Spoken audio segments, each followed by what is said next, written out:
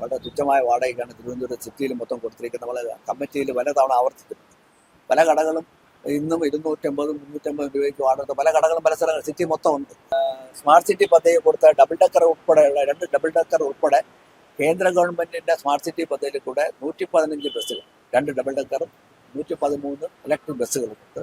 അത് പൊതുസമൂഹത്തിന് അറിയില്ല ശരിക്കും. ഇത് കേന്ദ്ര ഗവൺമെന്റിന്റെ സ്മാർട്ട് സിറ്റി പദ്ധതി കൂടെയാണ് തിരുവനന്തപുരത്തിന് അനുവദിച്ചെന്നുള്ളതിനും അസൗകര്യം മനസ്സിലാക്കിക്കൊണ്ട് അതിന് സ്ഥലം കണ്ടെത്താൻ വേണ്ടി ആ സാധനങ്ങൾ വെക്കാൻ വേണ്ടി കണ്ടെത്തിയ റൂമാണ് ബാത്റൂം എന്ന് പറയുന്നത്. ബാത്റൂമിലേക്ക് മാറ്റാനുള്ള സാഹചര്യം ഇതൊന്നും ആരും സ്വാഭാവികമായിട്ടും ഉണ്ടാക്കിയെടുത്തത് പടച്ച് വെച്ച കാര്യമല്ല. ഇത് അസൗകര്യം തന്നെയാണ്. ആ അസൗകര്യത്തിന് ഒരു അല്പമെങ്കിലും ഒരു ആശ്വാസം കിട്ടാൻ വേണ്ടിയിട്ടാണ് ഈ സാധനങ്ങളെല്ലാം എടുത്ത് കുറച്ച് സ്പേസുള്ള ബാത്റൂമിനകത്ത് വെക്കേണ്ട സാഹചര്യം. ഇതൊന്നും പറയുമ്പോൾ അതൊക്കെ വെറുതെ പറയും. ഈ ഒരു വിഷയം ഉണ്ടായതിനു ശേഷമാണ് നമ്മൾ തിരുവനന്തപുരം കോർപ്പറേഷന്റെ ഉടമസ്ഥതയിലുള്ള ഇത്തരത്തിലുള്ള കെട്ടിടങ്ങൾ ആർക്കൊക്കെയാണ്, ഏതൊക്കെ ആളുകൾക്ക് ഏത് കരാറിന്റെ അടിസ്ഥാനത്തിലാണ് കൊടുത്തിരിക്കുന്നത് എന്നതടക്കമുള്ള കാര്യങ്ങൾ അന്വേഷിക്കാൻ മേയർ ഒരു ഉത്തരവിടുന്നത്. അപ്പോൾ അങ്ങനെ ഉത്തരവിടുമ്പോൾ നമ്മൾ ചില കാര്യങ്ങളൊക്കെ എടുത്ത് നോക്കുമ്പോൾ പല സ്ഥലത്തും ഇതേപോലെയുള്ള ആളുകൾ എന്ന് പറയുമ്പോൾ പ്രത്യേകിച്ച് ഇടത് നേതാക്കന്മാരാണ് ഇങ്ങനെയുള്ള സ്ഥലങ്ങൾ കൈവശം വെച്ചിരിക്കുന്നത് എന്നുള്ളതാണ് സൂചന. അതൊരു ഭരണ സ്വാധീനം വരുമ്പോൾ എല്ലാ ഇതിലും ഉണ്ടാവും. ഇത് ഞാൻ ഫൈനാൻസ് കമ്മിറ്റിയിലെ അംഗമായിരുന്ന അവസരത്തിലൊക്കെ ഈ ഒരു അജണ്ടയൊക്കെ വന്നിട്ടുണ്ട്. അന്ന് എനിക്ക് തോന്നുന്നു എൻ്റെ ഓർമ്മ 814 രൂപ എന്തായിരുന്നു വാടക വെച്ചത്. അപ്പം ഞാനും ഗിരി കൗൺസിൽ ഉൾപ്പെടെയുള്ള ആൾക്കാർക്ക് ആ കമ്മിറ്റി നമ്മൾ സൂചിപ്പിക്കുകയുണ്ടായി. കാരണം ഇത് വാടക ഇത് മാത്രമല്ല, പൊതുവെ എല്ലാ സ്ഥലങ്ങളിലുള്ള വാടകകളുടെ എമൗണ്ട് കുറവാണ്.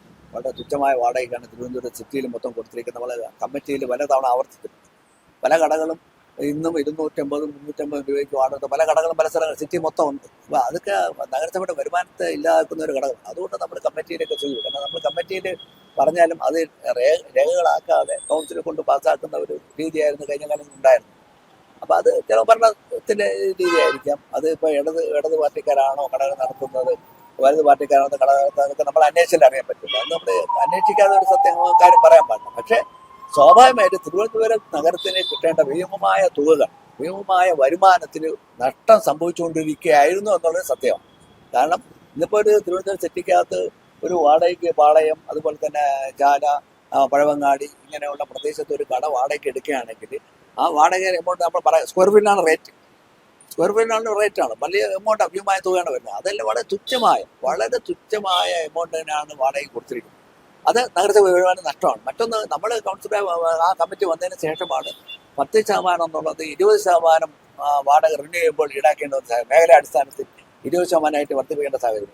അപ്പം ശരിക്കും പറഞ്ഞാൽ ഇപ്പോൾ 350, 500 രൂപയ്ക്ക് കൊടുത്തിരിക്കുന്ന കടകളൊക്കെ ഒരു മിനിമം ഒരു 3000, 4000, 5000 രൂപയ്ക്ക് കിട്ടേണ്ട സാഹചര്യം. അത് മേയർ കഴിഞ്ഞ വർഷം പറയണ്ടായി. ഇതെല്ലാം പുനഃപരിശോധിക്കും.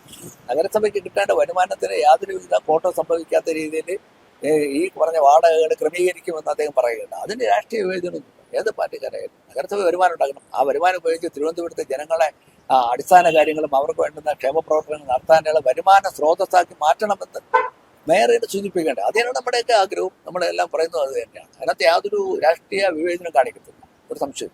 പ്രശാന്ത് MLA കഴിഞ്ഞ ദിവസം പറഞ്ഞത് ഞാൻ കേവലം ഒരു 827 രൂപ കൊടുത്ത് അവിടെ ഓഫീസ് നടത്തുന്നു എന്നുള്ളതാണ് പലരുടെയും പ്രശ്നം. അതായത് ചെറിയ തുക കൊടുത്ത് സ്ഥാപനം നിൽക്കുന്നു എന്നുള്ളതാണ് പ്രശ്നം. അത് എന്റെ ഭാഗത്തുള്ള തെറ്റല്ല, അത് മാറ്റിക്കോട്ടെ, വാടക കൂട്ടിയാൽ ഞാൻ അത് കൊടുക്കാൻ തയ്യാറാണ് എന്നുള്ള ഒരു സ്റ്റേറ്റ്മെന്റ് പറഞ്ഞു വെക്കണം. അത് കേൾക്കുമ്പോൾ നമ്മൾക്കും തോന്നും ശരി, ഇതിവിടുത്തെ കോർപ്പറേഷന്റെ തീരുമാനമാണല്ലോ. പക്ഷെ നമ്മൾ തിരിച്ചൊന്ന് ചിന്തിച്ചു കഴിഞ്ഞാൽ ഈ 40 വർഷമായിട്ട് CPM-ന്റെ ഭരണകൂടമായിരുന്നു ഉണ്ടായിരുന്നത്. അപ്പോൾ ഈ തുക വർദ്ധിപ്പിക്കാത്തത് അവരുടെ ഒരു വീഴ്ചയായിട്ട് തോന്നുന്നുണ്ടോ? തീർച്ചയായും തുക വർദ്ധിപ്പിക്കാത്തത് നഗരസഭയ്ക്ക് ഇത് മാത്രമല്ല ബേസ് ചെയ്ത് പറഞ്ഞത്. തിരുവനന്തപുരം മൊത്തം ഇത്തരത്തിലുള്ള നഗരസഭ ഉടമസ്ഥയിലുള്ള കെട്ടിടങ്ങൾ വാടകയ്ക്ക് കൊടുത്തിരിക്കുന്ന വളരെ പരിമിതമായ റേറ്റാണ് എന്നുള്ളതാണ്. അത് നഗരസഭയുടെ വരുമാനത്തെ ബാധിച്ചിട്ടുണ്ട്. അത് രാഷ്ട്രീയം നോക്കിയാണോ ഇല്ല എന്നുള്ളതൊക്കെ അവർക്കൊക്കെ അറിയാൻ പാടും. എന്തായാലും അത് ശരിയായ രീതിയല്ല. അതിന് മാറ്റം വന്നേ പറ്റും. ആരെ ഉപജീവനം മുട്ടിച്ചുകൊണ്ടല്ല, പക്ഷെ നഗരസഭയ്ക്ക് കിട്ടേണ്ട സ്വാഭാവികമായിട്ട് കിട്ടേണ്ട അതിന് എത്രയാണോ അതിൻ്റെ വാടക നിശ്ചയിക്കേണ്ടത് അത് കൃത്യമായി നിശ്ചയിച്ചുകൊണ്ട് വലിയ എമൗണ്ട് നിശ്ചയിക്കണമെന്ന് പറയുന്നു. മറ്റ് പ്രൈവറ്റ് കെട്ടിടങ്ങൾ കൊടുക്കുമ്പോൾ നിശ്ചയിക്കണമെന്ന് പറയുന്നില്ല. നഗരസഭയുടെ ഒരു സ്ഥാപനമാണ്. അത് ജനങ്ങൾക്ക് കച്ചവടം നടത്തി അവർക്ക് വരുമാന മാർഗം ഉണ്ടാകണം, അവരുടെ ഉപജീവനം നടത്തണം. അതൊക്കെ കണക്കിലെടുത്തുകൊണ്ട് ഒരു വാടകയിൽ ഒരു മാറ്റം വരുത്തേണ്ട അത്യന്താപേക്ഷിതമാണ്. അതിലൂടെ നഗരസഭയ്ക്ക് നല്ലൊരു വരുമാനം ഉണ്ടാക്കുമെന്നുള്ളതും ആ വരുമാനം ഉപയോഗിച്ചുകൊണ്ട് ജനങ്ങൾക്ക് നല്ല കാര്യങ്ങൾ ചെയ്യാൻ പറ്റും എന്നുള്ളതാണ് എൻ്റെ വാസ്തവം. അതുകൊണ്ട് ബാക്കിയെല്ലാം നമ്മൾ പറയുന്നതല്ല ഈ രാഷ്ട്രീയം മാറ്റി കാണിക്കേണ്ടത് അതൊക്കെ അവരുടെ അടിസ്ഥാനരഹിതമാണ്. അങ്ങനെ അത്തരത്തിലുള്ള ഒരു രീതിയിൽ മാഡം പോകും. മാഡം ഞാൻ എപ്പോഴും തുറന്നു പറയണം, മാഡം പി.കെ. പ്രശാന്ത് എം.എൽ.എയുമായിട്ട് അദ്ദേഹമായിട്ട് ഒരു സൗഹൃദ സംഭാഷണമാണ് നടത്തിയത് എന്നുള്ളത് സത്യമാണ്. അത് വളരെ സത്യസന്ധമായിട്ട് ഞാനും പറഞ്ഞു, മാഡം പറഞ്ഞു. അത് തന്നെയാണ്. ഇതിപ്പോ എന്തായാലും ഓരോ നടപടികളായിട്ട് ഇങ്ങനെ വന്നുകൊണ്ടിരിക്കുകയാണ്. മേയർ ഇപ്പോൾ KSRTC-യുമായി ബന്ധപ്പെട്ടുള്ള ചില ഉത്തരവുകളൊക്കെ കിട്ടും എന്നുള്ള സൂചനകൾ വരുന്നുണ്ട്.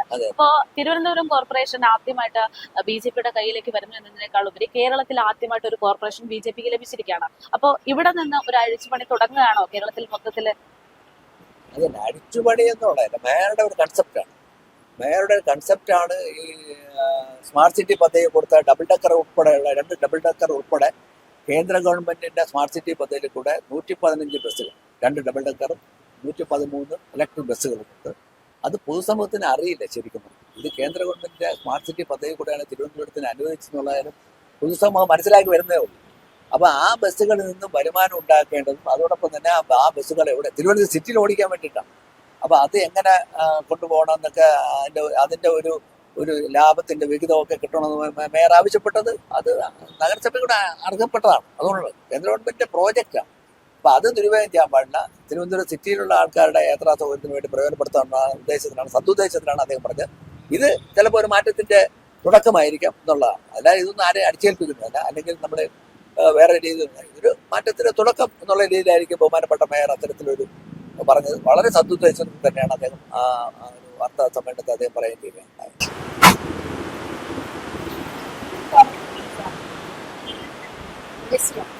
അല്ലല്ല, ഇത് വാട്ടറിന്റെ എന്തോ ആണ്.